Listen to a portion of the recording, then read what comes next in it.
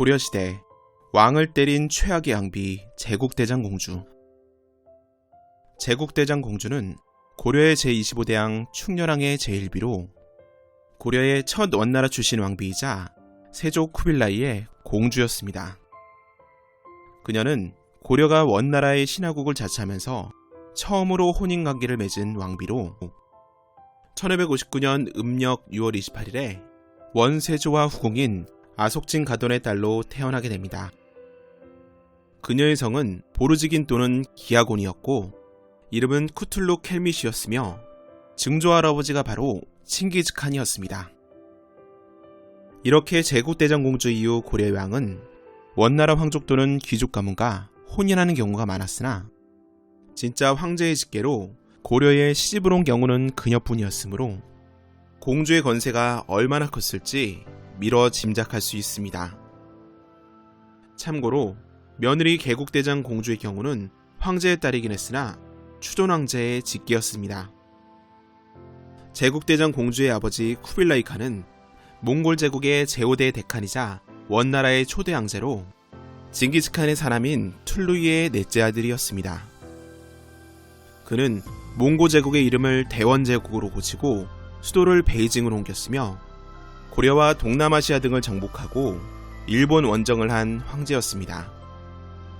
이러한 배경을 가진 제국대장 공주는 16세 때인 1274년 음력 5월 11일 원나라에 입주해 있던 39세의 고려의 세자 왕신과 혼인을 하였으며 그의 음력 6월 고려 제24대왕 원종이 죽고 충렬왕이 즉위하면서 왕비의 책봉이 됩니다. 원래 충렬왕은 1260년에 이미 신종의 증손녀인 왕씨와 결혼하고 왕씨는 이미 태자비로 책봉된 상태였으나 그녀보다 14년이나 늦게 혼인한 제국대장 공주가 상국인 원나라 공주라는 이유로 제1비 위치를 차지하며 왕씨는 제2비로 물러나야 했습니다. 공주는 이에 음력 10월 고려에 들어왔는데 그녀를 통해 왕권을 강화시키려고 했던 충렬왕은 같이 귀국하면서 원나라식으로 변발을 하지 않는 신료들을 꾸짖기까지 했습니다. 1275년 제국대장 공주가 거처하는 궁과전을 각각 경성궁, 원성전이라 하였으며 공주를 위한 부를 설치하였는데 그 이름을 응선이라 하고 안동 경산부를 탕목읍으로 삼아 관속을 두게 합니다. 여기서 탕목이란 목욕물을 데우는 데 쓰는 땔감을 말하며 결국 이는 목욕하는 데 드는 비용을 의미했습니다. 과거 중국에선 왕이나 세력가의 딸이 시집을 갈 때 목욕비에 보태쓰라는 명목으로 재산을 두둑히 떼어줬는데 여기서 목욕비용이란 말은 어디까지나 핑계일 뿐이고 실제로는 품위유지비 또는 비자금 성격의 재산이었습니다. 마찬가지로 고려에서도 제국대장 공주의 품위유지비나 비자금 용도로 경상북도 안동 및 그 일대를 목욕비용을 충당하기 위한 지역으로 그녀의 사유지를 삼게 하였고 이제에 밝았던 공주도 자기 탕모금에 각별히 신경을 썼습니다. 이후 제국대장 공주는 원성전과 은성부를 중심으로 작과 인삼, 은, 모시를 원나라의 강남에 수출하였으며 경기도 광주의 흙을 가져와 강화에서 직접 도자기를 굽도록 하여 질 좋은 도자기를 수출하기도 하는 등 사사로운 경제활동을 통해 많은 재산을 모으게 됩니다. 하지만 수출하는 물품이 부족할 때에는 황간을 각지에 보내어 구하게 하였는데 특산품들이 생산되지 않는 곳에서도 빠짐없이 거두어들여 백성들이 고통스러워했다고 전해집니다. 이렇게 고려와 원나라 사이에 오랜 전쟁이 끝나고 충렬왕과 제국대장 공주의 혼인으로 고려가 원나라의 부마국이 되면서 1275년 고려의 관제는 모두 한 단계 격화된 형태로 개편이 됩니다. 이때 중서문화성과 상서성이 합쳐서 첨의부가 되었고 중추원은 밀직사로, 어사대는 감찰사로, 이부와 예부가 합쳐서 전리사가 됩니다. 한편 제국대장 공주는 고려로 시집을 오면서 원나라에서 자신의 시종들을 그대로 데리고 왔는데 이들은 고려에 들어온 후에도 계속해서 몽고의 풍습을 유지하면서 고려 왕실의 몽고 풍습이 만연하게 됩니다. 그 밖에 그녀는 연애를 즐기기를 좋아하였는데 자신의 어머니가 죽었을 때에도 연애를 했다고 전해집니다. 또한 공주와 친분이 있으면 큰 죄를 지어도 금방 풀려나곤 했는데 몽골어 통역관 출신의 조인규가 대표적인 예로 그는 국가재물을 횡령하고 죄 없는 사람을 무고했음에도 불구하고 단지 공주와 친분이 있다는 이유로 귀양에서 금방 풀려나게 됩니다. 이후 조인규는 승승장구하여 자신의 딸을 충선왕의 왕비로 시집을 보냈고 관리로서도 최고위인 문화시종을 지내게 됩니다. 공주는 혼인 다음 해인 1275년 음력 9월 30일 사판궁에서 아들을 낳으니 그가 곧 훗날의 충선왕이었습니다. 그러나 안타깝게도 그녀는 이남일녀를 낳았지만 대부분이 요절해 성년이 된 건 장남인 충선왕뿐이었습니다. 이에 음력 12월 공주가 아들을 낳은 것을 축하하는 연회가 열리게 됩니다. 이 연회에서 충렬왕은 명을 내려 제국대장 공주와 제2비인 정화공주의 자리를 같은 위치에 놓이게 했는데 이에 공주는 자신과 정화공주를 동격으로 취급하는 것으로 생각하고 크게 분노하여 결국 정화공주의 자리를 옮기게 만듭니다. 잠시 후 정화공주가 무릎을 꿇고 공주에게 술잔을 올리자 충렬왕이 돌아보면서 눈짓을 하였는데 공주는 이를 두고 어째서 나를 흘겨보십니까? 정화공주가 나에게 꿇어앉아 그러는 것입니까? 라고 쏘아붙이며 연애는 곧바로 끝나고 말았습니다. 이후 1276년 음력 5월에는 충렬왕과 공주가 흥왕사에 행차였는데 이때 그녀가 흥왕사에 있는 금탑을 궁궐로 뺏어오고 그 금탑의 장식은 공주를 따라 고려로 들어왔던 시종이 훔쳐가는 일이 발생을 합니다. 공주는 원래 이것을 해체하여 사적으로 쓰고자 했는데 충렬왕이 이를 만류했지만 제국대장 공주가 말을 듣지 않자 왕은 울었다고 합니다. 얼마 후 충렬왕과 공주가 다시 흥왕사를 방문하였는데 흥왕사의 스님들이 금탑을 돌려달라고 애걸하였지만 공주는 이를 이런지하에 거절했습니다. 같은 해 음력 12월에는 어떤 이가 당시 고려 다루가치로 와있던 성말청구의 관사에 익명서를 투입하는 일이 일어납니다. 다음날 성말청구는 이러한 사실을 충렬왕과 제국대장 공주에게 고하였는데 그 익명서에는 정화공주가 왕의 총애를 잃자 여자 무당을 시켜 공주를 저주하게 하고 있으며 재앙공을 비롯한 43명이 불귀한 짓을 도모하여 다시 강화도로 들어가려 한다 라고 적혀 있었습니다. 이에 분개한 제국대장 공주는 나장가에 정화공주를 가두게 하였고 정화공주의 곡관인 부고를 봉쇄해 그녀에게서 아무것도 나가지 못하게 하였습니다. 그러나 바로 다음날 공주는 대신 유경의 간절한 호소를 듣고 감동하고 깨닫는 것이 있어서 정화공주 등을 모두 석방시킵니다. 1277년 음력 7월에는 충렬왕과 제국대장 공주가 처녀사에 갔는데 공주가 시종들이 적다는 이유로 도로 돌아오는 바람에 충렬왕도 돌아와야 했습니다. 이때 공주는 분에 못 이겨 충렬왕을 지팡이로 구타하였으며 얼마 후 화가 조금 풀려 다시 처녀사에 가게 되지만 다시금 충렬왕이 자신을 기다리지 않고 먼저 들어갔다는 이유로 또다시 욕을 하고 때리게 됩니다.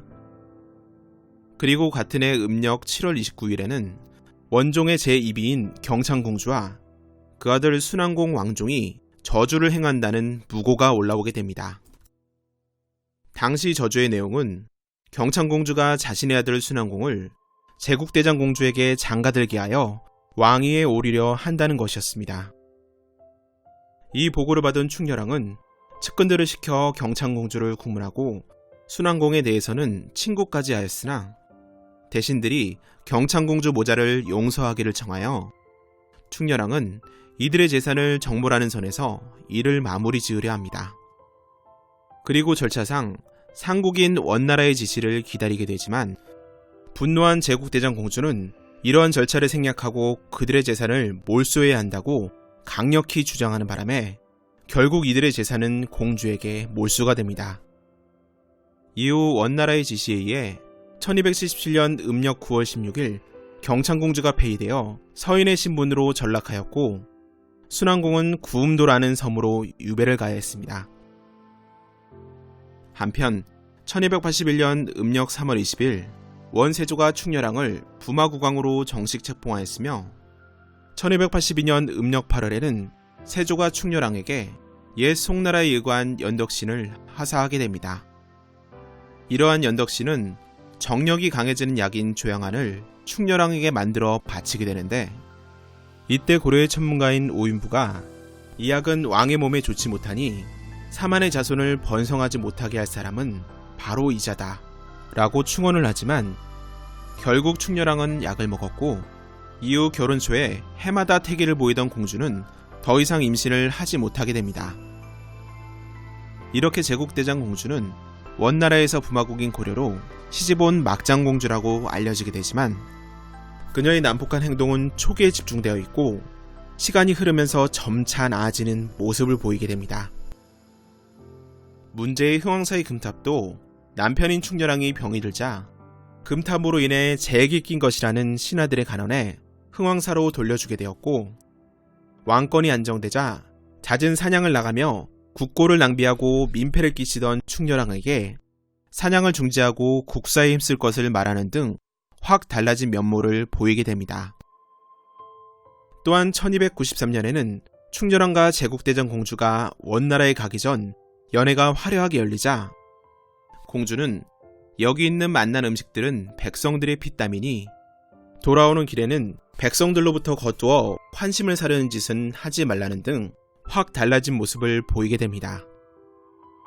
그리고 그녀의 성격 자체도 매우 엄하고 밝아 자신들의 측근들 중 잘못을 하는 자가 있으면 초기와는 달리 조금도 용서하지 않았다고 전해집니다. 아마도 제국대장 공주의 결혼 초 충렬왕에 대한 난폭한 모습은 고려의 풍습을 전혀 모르는 상태에서 어린 나이에 나이 많은 남자에게 시집을 하 극도의 스트레스를 받았고, 향수병과 사는 우울증에 심지어 남편의 사랑도 받지 못하니 폭주했던 것이 아닌가 생각됩니다.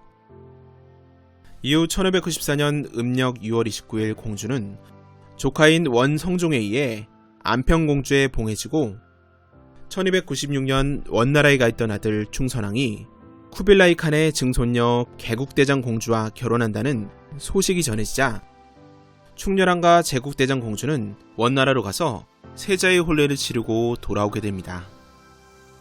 하지만 이듬해인 1297년 공주는 원나라에서 황궁하자마자 수강궁 향각에 머물면서 시종에게 활짝 핀 작약을 하나 꺾어오라고 시켰으며, 이후 이 작약을 한참 동안이나 바라보고 흐느끼더니 얼마 후인 음력 5월 9일 그녀는 병이 들게 됩니다. 3일 후인 음력 5월 12일 충렬왕과 제국대장 공주는 현성사에 행차를 하지만 그녀의 병세가 갑자기 악화되면서 음력 5월 21일 현성사에서 39세를 일기로 세상을 떠나게 됩니다. 능은 고릉이며 같은 해 9월에 장목 임명 왕후의 시호와 정민장선 임명 태호의 시호를 받았으며 1298년 음력 8월 14일에는 아들 충선왕에 의해 정식으로 임명 태호로 추존됩니다. 또한 1310년 공주의 종손잡벌인 원나라 무종이 그녀를 황고 제국대장 공주에 추봉하였고, 이해 음력 9월에 충렬왕과 함께 태묘에 부묘됩니다. 한편 공주가 사망하고 약 2달이 지난 1297년 음력 7월 27일 충선왕은 어머니가 병을 얻게 된 것이 임금의 총애를 투기하는 자들의 탓이라 하며 충렬왕이 총애하던 후궁 모비를 살해하고 그와 관련된 여러 사람을 귀양 보내거나 죽이고 가둔 후 예쁜 과부 하나를 아버지에게 바칩니다. 이에 충격을 받은 충렬왕은 충선왕에게 양위하고 태상왕으로 물러나게 됩니다. 충렬왕 사후 충선왕부터 창왕까지 모두 그녀의 후손으로 왕통이 이어지게 되며, 제국대장 공주의 이유로 등장하는 원나라 출신의 왕비들도 모두 그녀와 혈족 관계에 있었습니다. 이후 원나라의 지배를 벗어날 때까지 고려의 왕은 원나라 황족과 결혼한 자에게만 돌아가게 됩니다.